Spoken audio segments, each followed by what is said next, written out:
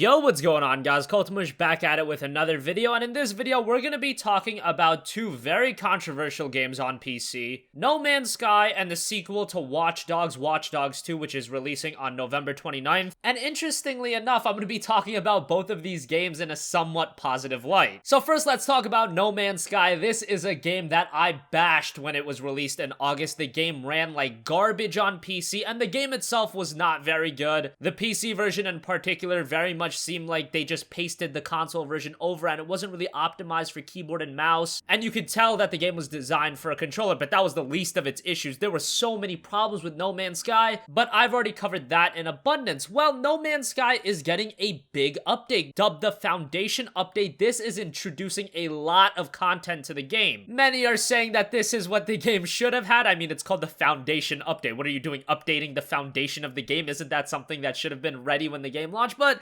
nonetheless, let's start off with game modes. Now you've got three different game modes. Normal mode, which is the original chilled exploration experience. Creative mode, which allows players to explore the universe without limits and build a huge base. And survival mode that really changes the game, creating a much more challenging endurance experience. This is all off their website. I'll leave a link down below. They've added base building. They've added farming. You can now make camps. There's a lot of new resources and technology. The UI is being updated, which is huge in my opinion, because to me, the No Man's Sky UI was very clunky. Keep in mind that I did play the game just for a short period of time, so all of this is very new to me as well. I'm not somebody that really spent 40 hours with the game. I only played it for a few hours, and I'm sure you guys can understand why. They've also added TAA and motion blur. Motion blur can be turned off in the options, and then temporal anti-aliasing is going to remove jagged edges effectively and has been added as an option to improve visual clarity. And all of the patch notes are available on the link. I'm not going to go through everything because it is a ton, and a lot of people are being negative towards No Man's Sky. It's like, come on guys, we've already been negative towards this game. Yes, Hello Games left us in the dark. That was complete BS, but we've called Hello Games out on their BS. They've gotten so much bad publicity, and there's been so much damage done to No Man's Sky that at this point, what's the worst that can happen with a new update? It's not like they're charging for it. It's free. Hopefully it makes the game better. Hopefully it runs well on PC. That's all we could hope for at this point with No Man's Sky. We've already been colossally disappointed with the game, at least most of us. So what the hell? I'll check out the game again. Hopefully it's better, because No Man's Sky was a game that I saw and I thought this game has a ton of potential. Obviously that potential was not initially realized. Who knows if it'll ever live up to those initial expectations, but if an update like this helps the game, which I'm sure it will, then at the very least it's something good for the game.